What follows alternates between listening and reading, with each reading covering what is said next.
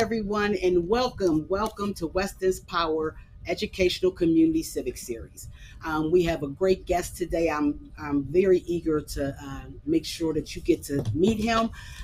But before we start there, I wanted to make sure to let you know that Weston Power will be collaborating with Pennsylvania Interfaith Impact Network, better known as PIN. With some upcoming civic series, and our next guest is going to be Chris DeLuzio, candidate for Congress, PA 17, Robert Ziegler, state rep for PA 17, and of course my friend Summer Lee, running for candidate for Congress, PA 12.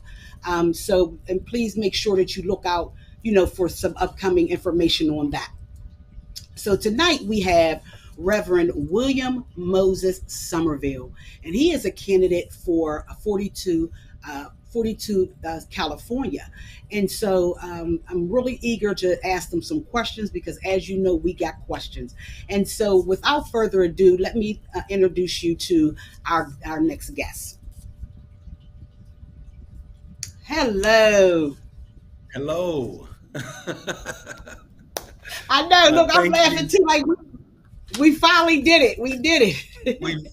we are here. Thank you once again for having me on this space, this virtual space with you. My sophisticated fantasy would be that you have this big further platform where you fly us out, and we go to your studio. Hey, we can make it happen. We can make it happen. And everything of that nature. Before we begin, though, I do want to put this out as a caveat. Yes, I am a congressional candidate out here in California. California's 42nd Congressional District, which makes up most parts of the Long Beach area, Catalina Island, Southeast Los Angeles, neighboring cities, and in that capacity. However, we have had our primary already. Okay. Oh, okay. Thank you for that. Yeah. Okay. Yeah, we have had our primary already. I got to the finish line, but we did not cross the finish line in order to get into the general. However, be it that this platform is for political education and knowledge sharing, I am very much here for the knowledge sharing, especially regarding my people of the diaspora. And also, I am so happy. Go ahead. Yeah, I'm sorry. And the fact that I will be running again for Congress, but be it for this seat, I don't know, simply because of how the redistricting has happened out here. And then I can just further explain California dynamics. They don't call it the Wild Wild West for nothing, because you're talking to a kid of Midwestern swag raised as a Southern gentleman. So, what? I am so glad. This is another reason why I love our educational community civic series, because we learn something new every day. Even though you didn't make it to the finish line, like you said, this is about education, and we are here to just talk, ask questions, get some information, and some better knowledge about all the communities you were just talking about. So if you don't have any questions for me, we can literally get started. Let's go. I'm here for it. Okay. So I like to start off with I didn't put Reverend William Summerville, because Reverend William Moses Summerville, because I would like you to tell us who you are. Okay. As I shared, I'm a kid born and raised in the Midwest, the youngest son of three to Deacon Willie T. and Valerian Summerville, who both are now deceased, yet I was privy to have a front row seat to a 48-year love marriage and a love story. I am a child in the interest for this platform. I am a child of great policy. Okay. I would often, at one time, say I'm a great child of privilege, be it that both my parents were college educated, plus, and grew up in a 5 bedroom and things of that nature. Like I said, both parents married and and what Yeah. have you. However, um, all of my existence solely is square on the fact that both of my parents are people of great policy. Mother from both parents from Arkansas, coming Mm-hmm. out of the segregated South. My father's from Crossett, Arkansas, Mm-hmm. and got a academic scholarship through Georgia Pacific Paper Mill, and went to United University of Arkansas Pine Bluff, formerly known as AM&N, where he met my mom, and it was there. She was a freshman and got a music scholarship, a singing scholarship, coming out of North Little Rock, Arkansas, and they got married. Um, when my mom was a sophomore, my father was a graduating senior. He then went to the university. My father got accepted Mm-hmm. to the University of Illinois Graduate School to further pursue education. And with his involvement at UAPB, a part of the band, he wanted to be a band director. However, his professor told him that he needs to go into choral direction, and it was through that venue Wow. that's where the jobs were, and everything Yeah. opened up. So much so where when he was offered a job at the school district he retired out of, the Mm-hmm. superintendent at that time had his kids in my dad's course. And once they finished, that superintendent came to my father and said, "What can I do to get you in my school district, even though we live in a different school district?" And my father said, "My wife needs a job, and she just graduated from the U of I as one of the first 500 Black students there, because she's very much a product of the desegregation project." And so yeah, and if you can do that for me and let me work the hours I want to, things of that nature, we can make it happen. Everything Wow. opened up. Good union paying jobs. Like I said, robust funds. Yeah. My father, he not only limited himself to the classroom, but he was a choral director for two churches, a Methodist church and the Baptist church I grew up in, where I was fortunate enough to be the first baby dedicated out of that church. Hence, where the lineage and line comes for me, being Reverend William Moses Summerville. Yeah. Um, my middle name is that of my grandfather, Moses Summerville, who worked for the paper mill, didn't have anything higher than an eighth grade education. Okay. And then William is the elongated name of my father, who was Willie. And once again, I get my passion from my father, I get my compassion from my mother. And so, why not serve in Congress and expand the love that was given to me, being a kid of the community, all the same. Yeah, yeah. Wow, you know, as you were talking, I'm here. I'm sure our listeners, because I truly heard, you know, the how proud you were or you are of the 48 years of love that you experienced with your parents, the roots that you came from, and let me ask you this: did your mom pass down the singing to you? Can you sing? Yes. and it wasn't it Okay, and it wasn't just my mother. It was really, like I said, both of my parents. okay, My father, like I said, he was a choral director, and he's really known for his music.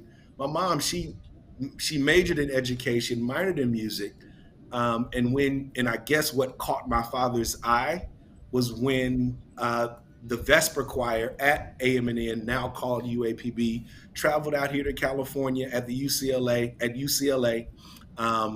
this was in the early '60s, and she got a standing wow. ovation, like singing in that audience. Which, from what I hear, from what the story goes, she was one of the first Black women to receive a standing ovation from that audience.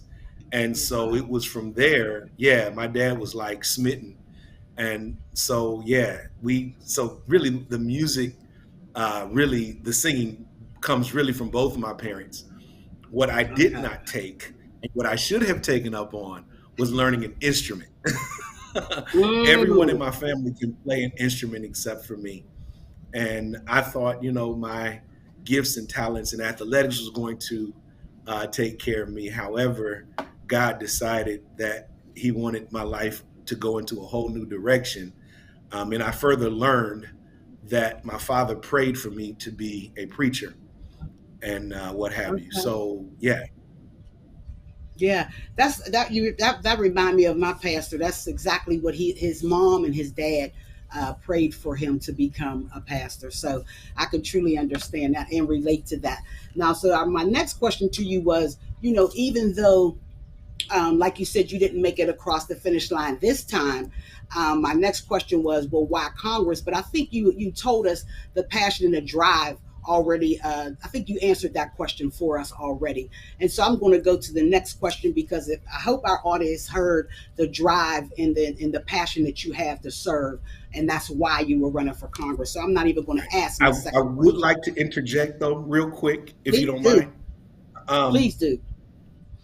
that Why Congress and why the federal level, most Hmm. specifically, for me, Hmm. my assessment is that the federal level has been the last line of defense and protection for Black folk. Mm. Mm. And that's really slowly slipping away.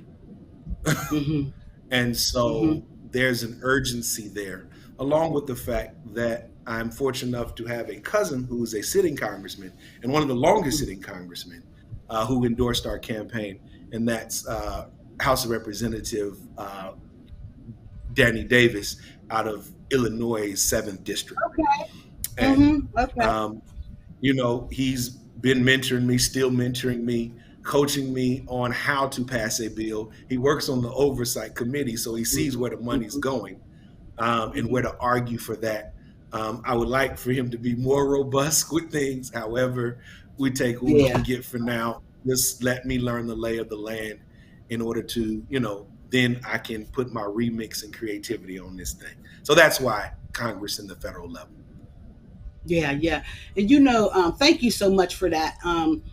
And as I hear you speak, and so many of my peers and the people that I respect and look up to, and the people that's coming behind us, there is so many people that is passionate and powerful and ready to step up in at the federal level and do what's needed to be done because of the way the direction that we are at as right now. So I'm so glad Correct. that you mentioned that and put a spotlight on that. Thank you so much for that. Now, um, I want to talk about what's happening here in America, around the world, but specifically America with women rights. Um, you know, what's your agenda, or was your agenda, or is your agenda to protect a woman's right? And by that I mean, let a woman make their own choice. What's your opinion? What's your thoughts on that? Why are men having conversation to codify and control women's bodies? Exactly. That's the beginning for me. Um, yeah, and especially Black women, right? Um, I'm here for all women, so forth. But once Mm-hmm. again, I was first loved by a Black woman, and so Yeah. um, yeah, we need. I'm clearly pushing for the Women's Rights Act. That's Mm-hmm. being wrestled with all the Mm-hmm. more. Also, we need to talk women's safety as Mm-hmm. much as we talk of women's rights. Women Go need. into I that a want little bit. women to say it again. Go into that a little bit. Yeah, Women's yeah, because safety. women are not feeling safe. They're Mm-hmm. women of different class and cultural backgrounds have different privileges and what Mm-hmm. have you. But the issue of safety is always a concern. And so, what does that mean in a male normative society Mm-hmm. where women can feel more safe and things of Yeah. that nature? Um, So we have that, um, and then just women's health. Hmm. I work in healthcare. I serve as a spiritual care provider in a clinical setting. We need, and where I work, there's two women's centers within this health system being put forth. Yeah. Now, what does that look like to add more robust funding um, Hmm. for women's health? My interest in Congress would be to serve on the health subcommittee to further advocate for, push for legislation for women's rights, women's safety, women's health protections, and things of that nature. So yeah, and clearly, when it comes to an abortion, I am Hmm. for abortion rights. And for a woman's right to choose. Do we Hmm. want just to run recklessly with having abortions? No, yet, but still, that's women's health care. That, in Yeah. the Yeah. words of Reverend Dr.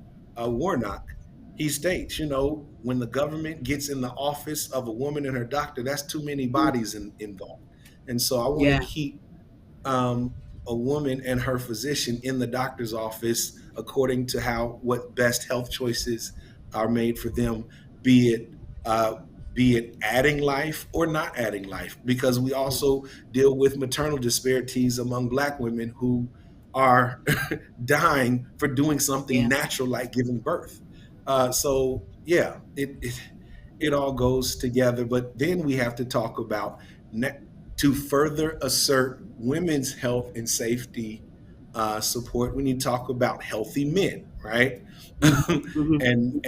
And what patterns of behavior are we perpetuating that further disenfranchise women's rights and women's health? So those are Yeah. my motivation. Yeah, when I read where you were employed, I was like, oh, I can't wait to ask him this question. I just couldn't wait. I wanted to hear your answer. I was so eager to hear your answer. And I think that uh, for me, your very first couple words that you said or question that you asked is why are men making even commenting on a woman's health or body or that's just that was like period. There was no comma, and I respect that. Yeah, it just exactly. My goal is to get what do you need? That's really that's my question. What do you need? And Hmm. let's ensure that you get what you need in order for you to be your full best self, right? Yeah, So we yeah. all can live our best life. So yeah. Thank you so much for that. Thank you so much. Because I really appreciate that because I was tying it in as well as with because they try to the religion and then the faith, with the faith in the politics. And so, as my pastor says, what happens with my doctor or any woman's doctor or anyone's doctor has nothing to do with him, you know. And so, I think Sunny on The View. You ever watch The View? Yes, You probably from know what. I don't watch it like religiously, but I Yeah. see, obviously I'm familiar with it. So yeah, finish what you're saying. But yeah, so Sunny said it one day. Sunny has said, her religion, she does not believe in abortions, but how dare her put her beliefs on the next person, and that Right. says just as much as what you just said at the very beginning.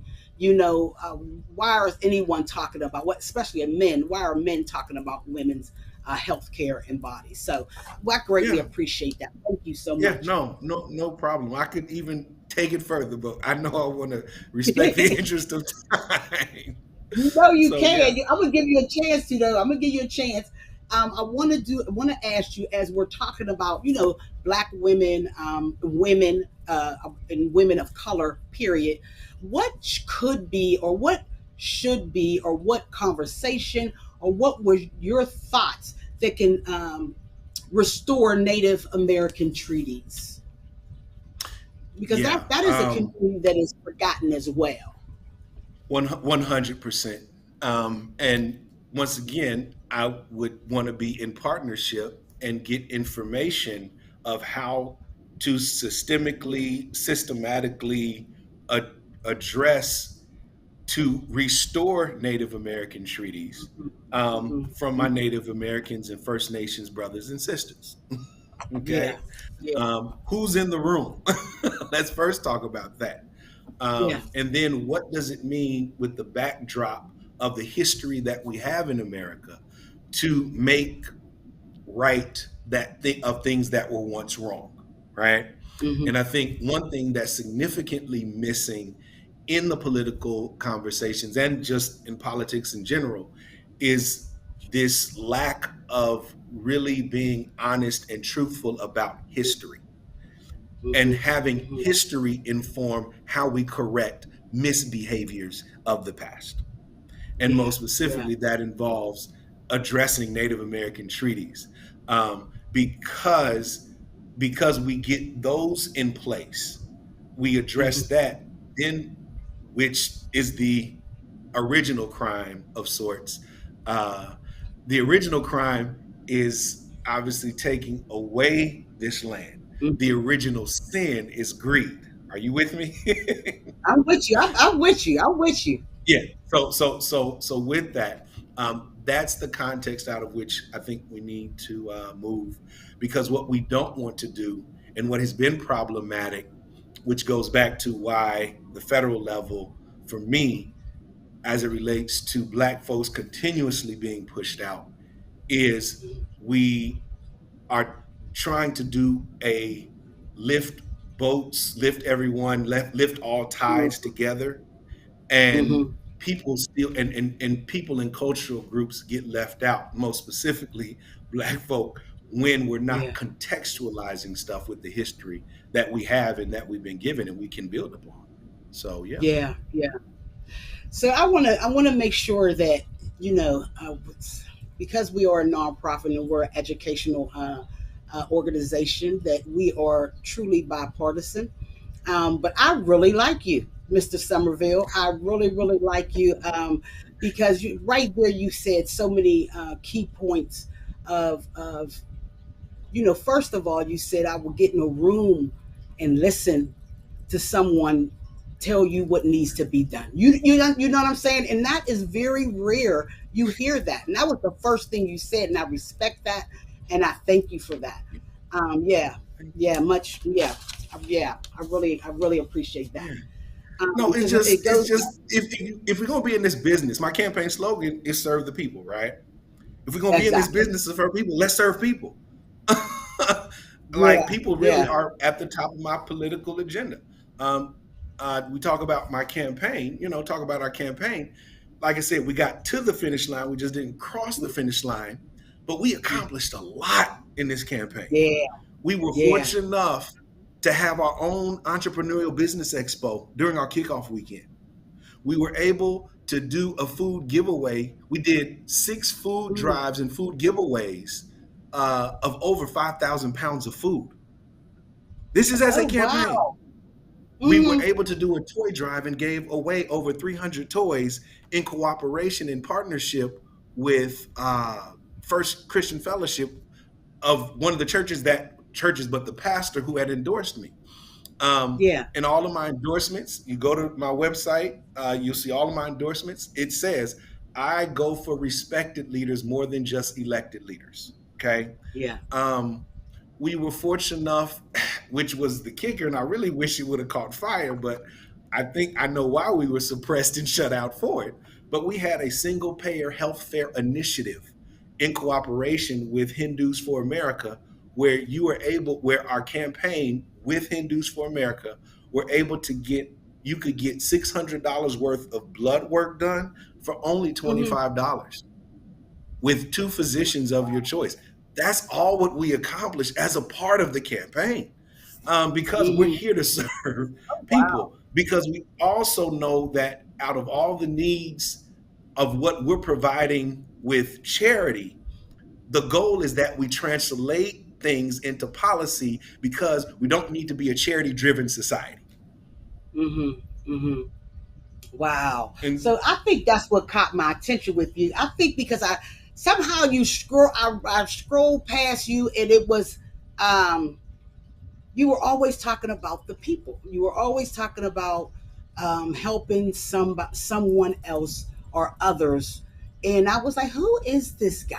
You know, and I think that's how. Yeah, that was a while ago, but it was. I think that's what first intrigued me about you was that you were always talking about helping someone else. And so, Mhm. yeah, thank you so much. Thank you for that. Yeah, no Um, problem. No Now, problem. my next question to you is, being as though we do not have a broken judicial system, our prison system is working exactly the way that it was designed to Right, work. right, right, And right. so, give us some thoughts on you know, when you do, if you do the next time, or when you do the next time, get over that finish line. What can people look for um, in your thoughts or your actions about the judicial system? It, I know. I it's know. all encompassing.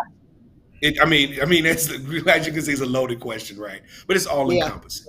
Judicial, prison, Mm-hmm. legal system, all of it's all encompassing. Mm-hmm. Just as much as what we talk about regarding, legislation.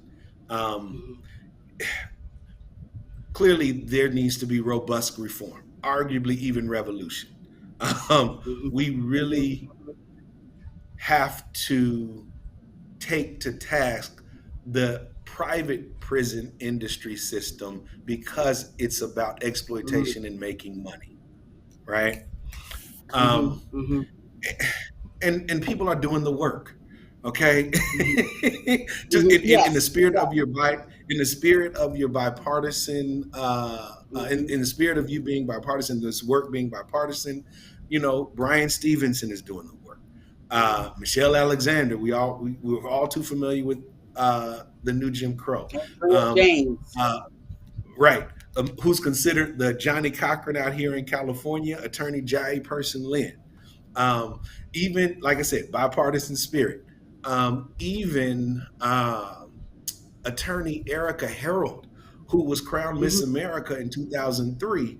She's a Republican and works on prison justice reforms and sat on the board of nonprofits to address the justice system and things of that nature. Like there are people doing great work already. Like let's glean from these minds and let's do it. Right? They know exactly what Yeah. to do. Um, and so yeah, Yeah. how we're There's, I charging know. folk. I know. It just is yeah, It's heavy. It's and heavy. It's heavy. moving and here's a fundamental thing, right? Fundamental thing, because to bring this close to bring this in, let's move away from punitive approach to our penal Mm-hmm. system and corrective approach. Yeah. Okay, Yeah. who really had a great job of how of who and we saw a taste of it. It was like it was there.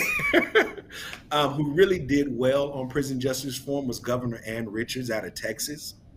Mm-hmm. Mm-hmm. um, if you look at her political record, she did it right.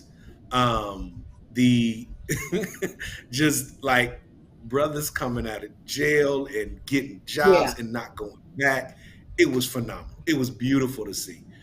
Unfortunately, when it came time for her reelection, her opponent started two messages against her, and it was this: one, they were saying she's gay, which she was Mm-hmm. not, and Mm-hmm. two, that she wants criminals to live next door to you. And so those fear tactics is what it was got us then at her and her opponent won, who was Governor George Bush, W. Bush, who now later became President George W. Bush. Present. And that's so several things. One, I want to thank you so much for all the nuggets that you just shared with us. The number one, what was the young lady's name, the Republican that's fighting for justice reform? Erica She's Harold. Erica Hero. Erica Okay. Harold. She's And out of Illinois. She was the first black Republican attorney general candidate out of the state of Illinois. Okay, thank you for that. The next is you had spoke about the people that are out here on boots on the ground doing the work with these private prisons. And so and I just want to, for anyone that's listening, and that is interest of anyone, there is organizations, just to add on to some names that you had said, the National Council for Formerly Incarcerated Women and Girls, Andrea James, Straight Ahead, out of Philadelphia, Robert Salim. They are doing some amazing work. So if anyone is, interested in, if that's your passion, please reach out to them. Thank you so much for that. Okay, No my problem. next question. I knew this was going to be a good. I knew this was going to be a good one. I I knew it. love it. I love So it. I want to ask. Right now, besides the because I'm in Pittsburgh, and there was an article 2 years ago, two and some odd years ago, about Pittsburgh being the worst place for Black people to live, predominantly Black women, and that's with Mhm. jobs, that's with everything, and that was a Right. study from Right. University. Our mayor now came in with the vision and the thought of how to partner with communities to change that narrative. And so, but also there is a community that is being targeted, and I want to hear your thoughts on the LGBTQ plus community. There's I can hear daily there's someone has been murdered, and it may not even make the news. It may not even make the news. And so, what do you think should be done more to protect this specific community? Right. So to further your point or what you're expressing, Hmm. who's really getting it worse are Black trans Yeah. persons. Hmm. Yeah. Okay? Yeah. They're Hmm. like really getting it the worst, going Hmm. very nameless due to transitioning or not transitioning, and the gender is not revealed nor identified, and Yeah. all kinds of ambiguity is happening. Um, so I alluded to this even as it relates, as I was mentioning regarding women, but we need to talk about safety. Okay, Hmm. that's the whole purpose of Pride and uh, Pride parades. Yeah. Okay, Hmm. the purpose is to further assert and come out to say, I'm coming out with no fear, even in Hmm. spite of the heteronormative uh, motivations that would risk my life ending, Yeah. right? Yeah. Um, Yeah. I think we need to talk about robust educating. What does it Hmm. mean to be different um, Hmm. and not seen as deficient?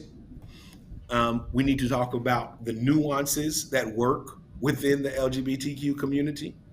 Hmm. Um, and once again, what does it mean to be in partnership with? Yeah. And so forth. There's many dynamics, obviously, Yeah. but Yeah. the priority for me, once again, is safety, safety, Hmm. safety, safety.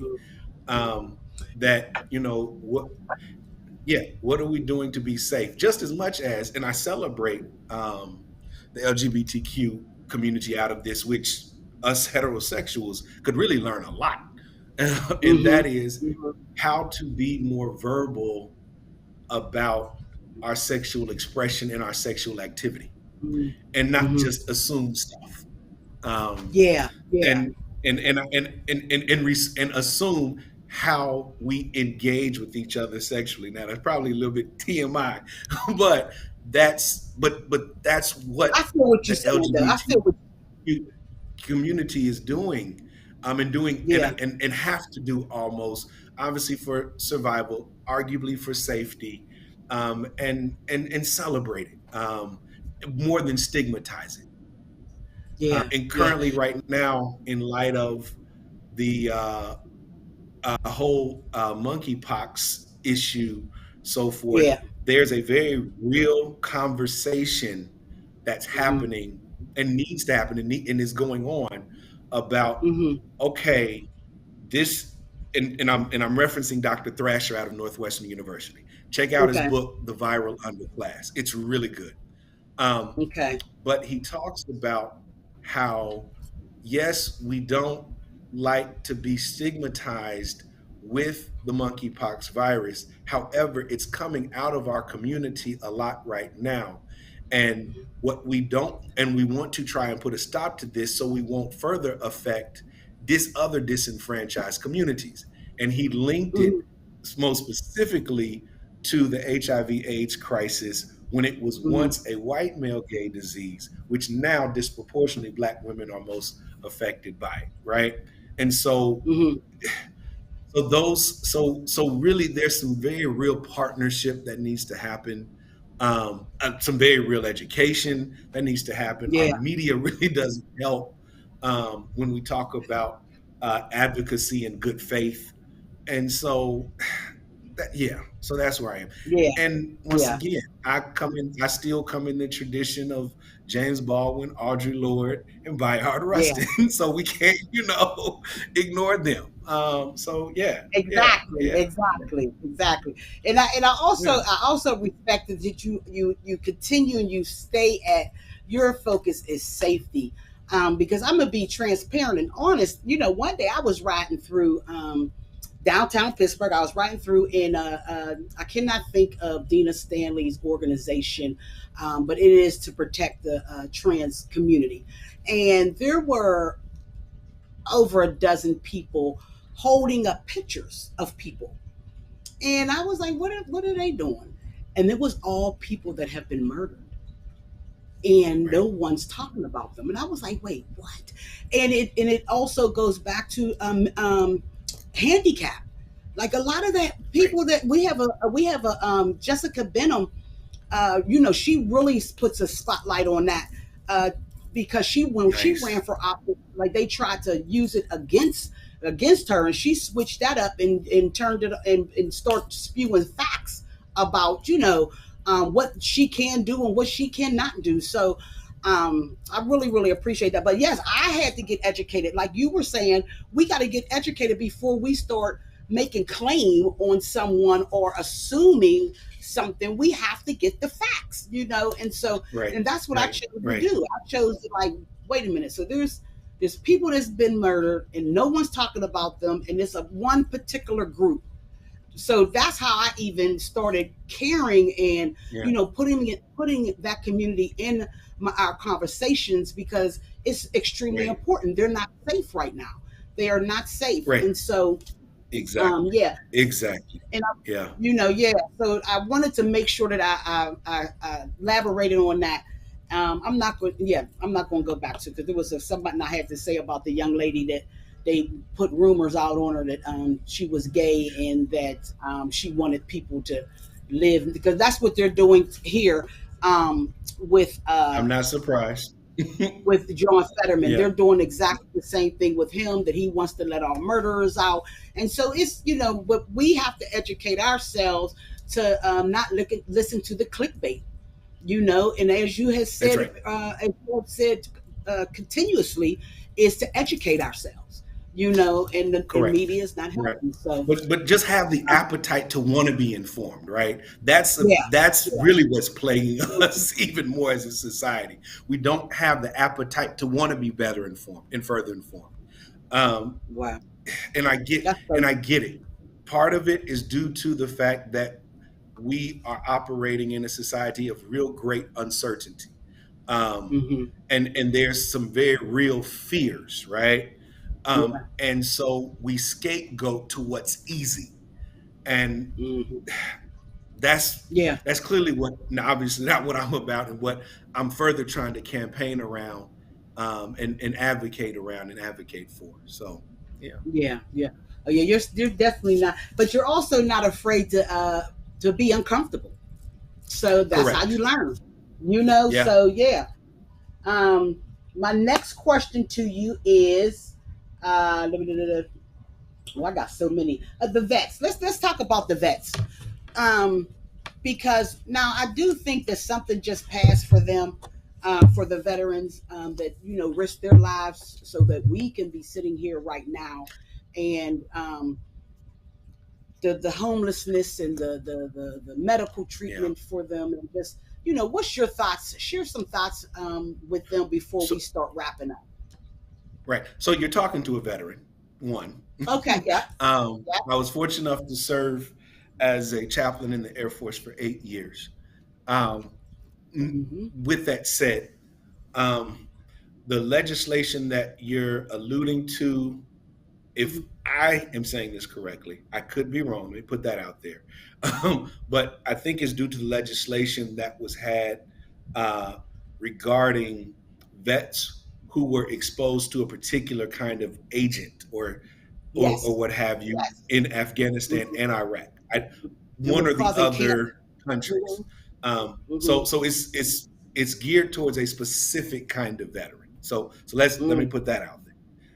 Okay. Now we need to talk about the underfunding of veterans in light Mm. of and in spite of the fact that we have an $830 billion military defense spending budget, and the veterans are not included in that budget, right? Yeah. So Yeah. yeah, I'm preaching the Bible, folk. Where your Yes. treasure is, Yes. there your heart will be also, right? So what? Why isn't veterans in the budget Mm-hmm. when it Mm-hmm. comes Mm-hmm. to better funding? However, in some circles, and there's dialogue and conversation around this, and that is for Black veterans and Black male veterans, that's even better health care that's being provided through VA than your conventional Yeah. healthcare Mm-hmm. systems that are operating currently right now. So, so we need to just talk about one. What does it mean to better take care of our veterans? Yes, but Mm-hmm. further, why do we have veterans in the first place? Yeah. Okay, and deal with that cause to further affect the effect. Um, so yeah, that's my take. And like I said, I've counseled dudes coming and women coming from war, and and I was doing on the back end of things where I was welcoming folk home, and seeing just, yeah, war is really not the answer, in the words of Yeah. Marvin Gaye. Yeah. Um, and so Absolutely. And and Tupac. so right, and so um, yeah, it's really disheartening at best, at minimum, to say that, um, in light of what our vets are going through, and once again, how we are becoming vets anyway. So yeah. Yeah. So I got two more questions. One, we're going to wrap it up. We're going to wrap it up on a positive note. Um, That's fine. and I'm going to ask you to share with us something that no one knows about yourself that you find, that you take pride in. Something you have done, something you went, some anything like that. um I take pride in ra- yeah, I take pride in raising a child that was not my own, Mm-hmm. Oh yes. who, if you saw her or came to know her, you would not even know that she was adopted, because I love her Wow. that much. Mm-hmm. Mm-hmm. And so Wow. much so, when she came into my world, little did I know that her spirit was the spirit of a child I thought I was to have, who was later miscarried, who was Mm. earlier miscarried, excuse me. Yeah, yeah, yeah. And Mm-hmm. had that child lived, they would have been the Mm. same age. Wow. And Um, my parents being public educators, and her mother, who is not, Mm-hmm. and obviously who I love greatly. um, Mm-hmm. Mm-hmm. this young lady followed in my parents, her grandparents' footsteps, and is now a Wow. public educator herself uh, at Columbia Secondary School in Harlem, having graduated from NYU. Wow. Yeah, yeah, That, yeah. Oh yeah, yeah, yeah. that's And you should be proud of that. Yes, yeah. yes. So I'm listen, significantly proud of that. Significantly I am proud of that it. right there says so much more of what I was saying of the person uh earlier when I really, really, really like you, Mr. William Somerville. I wish you do you know Summer Lee? Yeah. I don't know Okay. her personally, but I'm an Yeah. admirer of her. Obviously, yeah, Yeah, yeah. yeah. Oh She's in my the goodness, progressive y'all. family.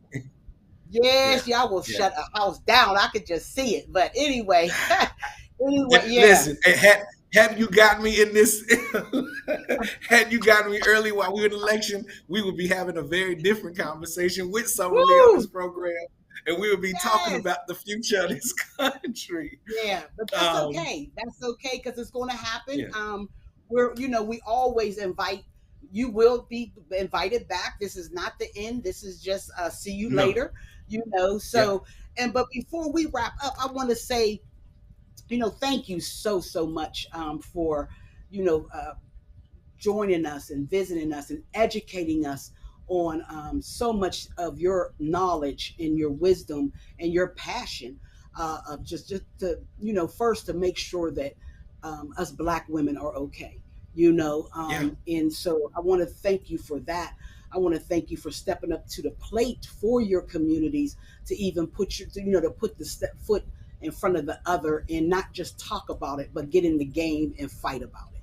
So I want to thank that's you right. for that as well. But before we let you go, how can people get in touch with you? Someone may want to elaborate more with you about what we were talking about. They may have their own conversations. They may want to even talk about how they can join your next campaign and what does that look like. So how can Yeah. someone get in touch with you? Yeah, SomervilleForCongress.com, which our website is still up. Our committee is still open. Uh, you can still make contributions. We have the e-fundraising. You can do it or through Act Blue, whichever one opens up. We welcome conversation, robust conversation. Uh, and, what are more creative ways to serve where we can move charity into policy? Okay, let me be Mm-hmm. very clear about that. Lack of a better correlation, we celebrate LeBron James for what he's doing in his hometown of Ohio and how those Yeah. kids are matriculating very well. But that really is an affront to our government system, who should be doing what he's done for that community. I want him to have more money in his pocket still. You see what I'm saying? Like, yeah. So it just so that's yeah. What can we do? So I welcome, like I said, you are welcome here. Yeah. I often share, and I'll make this a closing statement of sorts, and whatever questions to follow. But you send me, as I was saying to my opponents in the races, when we Mm-hmm. talked about diversity, inclusion, and what have you, and that is, you send me the Black folk you working with, I'll send you the white folk I'm working with. You send me the men Mm. you're working with, I'll send you the women I'm working with. You send me the straight folk you working with, I'll send you the LGBTQ folk I'm working with. You send me the even Democrats you working with, I'll send you the Republicans I'm working with. You send me the Christians you working with, I'll send you the non-Christians I'm working with, because we're here to serve the people and disrupt the status quo. Oh, So come on now. Come on. Oh, and that was great to say. Is there anything you would like to say before we close? And so I think you just shut that all the way down. And I greatly appreciate. I really, really appreciate this. I'm not sure if we have questions. Um, let me see if we have questions here. I don't see any questions. I'm hoping that I did not miss anyone. If I did, please reach out to Reverend William Moses Summerville. It was a great pleasure having you. Like I Thank you said, this so is not, much. yeah, absolutely. This is not bye. Yeah. This is see you later. And I Good. look forward to Good. having you back on the show. Yeah, I look forward to it. Um, Pennsylvania, Philadelphia, but Pennsylvania all around really is my first, how can I say it, my first political launching pad. Because I Hmm. was fortunate enough to be a delegate in 2016 at the Philadelphia convention, but I got to Okay. know Pittsburgh a little bit. And so, yeah, Pittsburgh, Pennsylvania a little bit. And so, yeah, I'm here. And thank you so much Absolutely. You're going to for have to come having back me. to Pittsburgh, or I'm going to have to bring the Community Educational Civic Series to you the next time that you. I would love to sit down at a table and let's just do this all over again with some different questions. I'm with it 100%. Well, there you have it, ladies and gentlemen. Our guest, Reverend William Moses Summerville. He was a candidate for Congress in California, the 42nd District. And again, like I said, when we first started, we're having some great guests. We are coming up. We're having Summer Lee. We are having Chris Deluzio, and we are having Robert Ziegler. So please, look out for those updates, and we will talk to you soon. Thanks for joining.